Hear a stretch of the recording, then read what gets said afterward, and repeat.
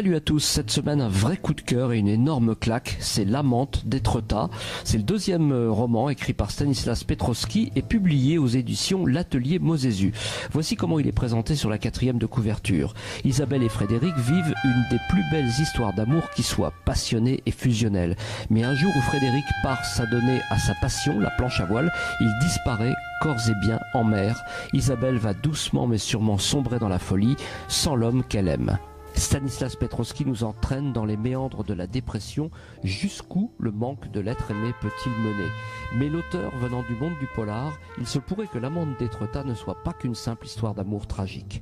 Alors justement, deux mots sur l'auteur avant de revenir sur le roman lui-même. Stanislas Petrowski, ça sonne bien comme nom d'auteur, justement c'est un pseudonyme et c'est pas un grand scoop, tout le monde est au courant dans la profession. En réalité il s'appelle Sébastien Mousse et au départ il est absolument pas auteur de polar. Il est thanatopracteur ou embaumeur si on veut faire court, vous savez ce sont ces personnes qui préparent les morts pour leur cérémonie d'adieu.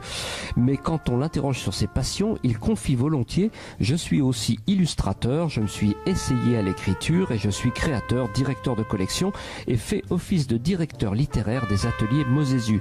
Mausésu, eh bien justement, c'est l'anagramme de Mousse. Donc je résume, Sébastien Mousse est thanatopracteur, passionné de polar au point d'avoir créé sa propre maison d'édition, l'Atelier Mausésu. Il a également imaginé un personnage d'enquêteur récurrent qui s'appelle l'embaumeur, un petit peu sur le modèle du poulpe de J.B. Puy, vous savez, et son personnage, donc Luc Mandoline, comme le personnage du poulpe de J.B. Puy, il mène des enquêtes pas banales et je vous invite à découvrir cette série aussi. Mais revenons à notre amante d'Étretat. Eh bien justement, Isabelle, elle est également thanatopractrice, tout comme son mari Frédéric. Mais l'intrigue est bien ailleurs. Le roman débute sur le journal intime d'Isabelle alors qu'elle n'a que 10 ans. En seulement 9 pages choisies dans ce journal intime, l'auteur nous montre l'enfer familial dans lequel la pauvre Isabelle grandit. Ces 9 pages sont vite oubliées. Une fois adulte, Isabelle rencontre l'homme de sa vie, Frédéric, avec qui elle file donc le parfait amour, du moins jusqu'à sa disparition en mer. C'est un roman très court de 110 pages seulement, ce qui renforce encore sa puissance et son impact. Il se dévore en quelques heures. Les chapitres sont courts et incisifs eux aussi et l'auteur ne s'embarrasse pas de fioritures inutiles, il va à l'essentiel. Au fil des pages, on sent monter une angoisse sourde sans vraiment pouvoir expliquer pourquoi. On sent qu'il va se passer quelque chose de pas normal, mais on n'arrive pas à déterminer quoi, et bien malin qui pourrait imaginer la chute de ce roman. Et c'est seulement 3 pages avant la fin que l'on découvre l'effroyable vérité. C'est comme si on se retournait dans un tunnel à l'instant même où un TGV vous fonce dessus. On voit rien venir et en quelques mots, le lecteur est terrassé et anéanti.